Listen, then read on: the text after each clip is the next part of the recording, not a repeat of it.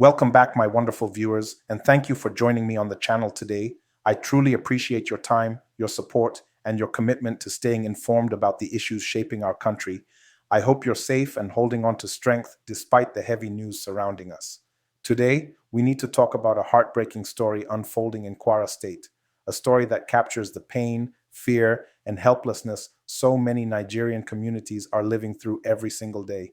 Isapa was once a quiet, peaceful town where evenings were filled with laughter, where families gathered outside their homes, and where children ran freely without fear. But all of that disappeared the moment terrorists stormed the community and abducted 10 innocent residents.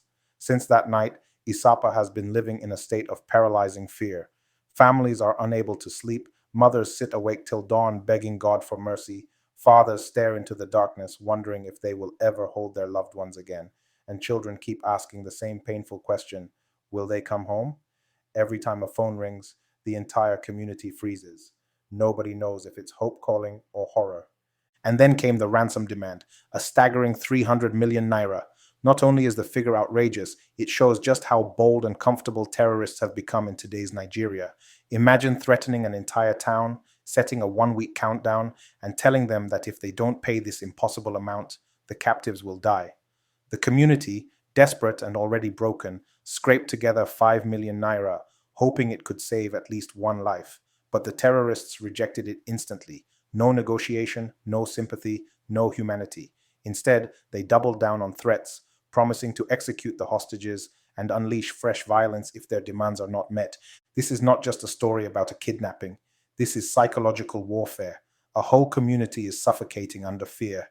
10 Nigerians, farmers, traders, parents, breadwinners, now sit somewhere in the forest, waiting, praying, hoping that somebody, somewhere will care enough to rescue them.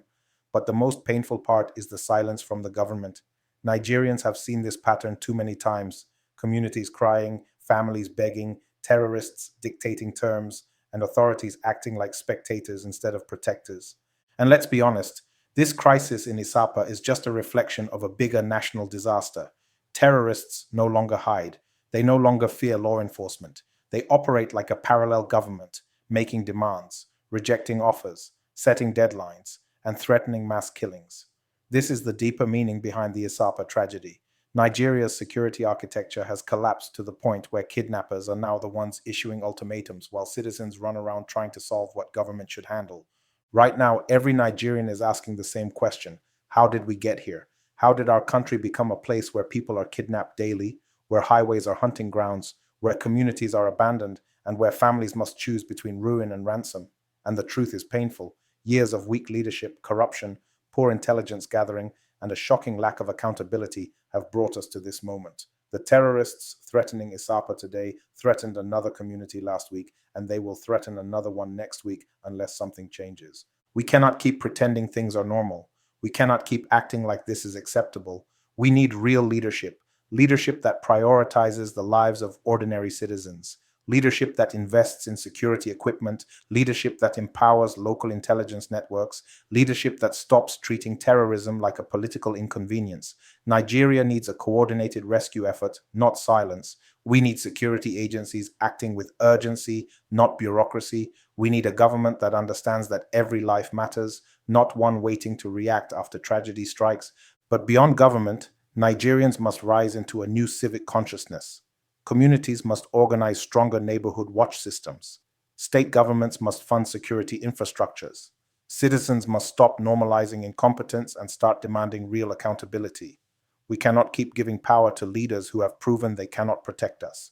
We cannot be silent while terrorists hold an entire nation hostage. As the deadline inches closer, the people of Isapa are praying for miracles. They are begging for intervention. They are crying out for someone to care. We cannot allow them to become another statistic, another forgotten community swallowed by Nigeria's insecurity crisis. If nothing is done now, their tragedy becomes another chapter in a growing national catastrophe, a symbol of a country losing its grip. My dear viewers, Nigeria is bleeding, but we cannot lose hope. We must keep speaking, keep demanding, keep exposing, and keep pushing for a better country. We owe it to the people of Isapa.